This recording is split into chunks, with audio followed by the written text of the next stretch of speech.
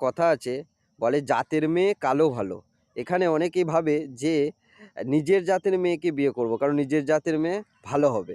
কিন্তু আসল বিষয়টা সেটা নয়। এখানে জাতের মেয়ে বলতে বোঝানো হয়েছে ভালো, বোঝে, আম আম শুভ গুণ সম্পন্ন, ধার্মিক, চরিত্রবান, সৎ এবং যে মেয়ে সংসারের উপযোগী, যে মেয়ে ভালোবাসতে জানে, তার মধ্যে করুণাবোধ আছে, প্রেম আছে, সেই হলো জাতের মেয়ে।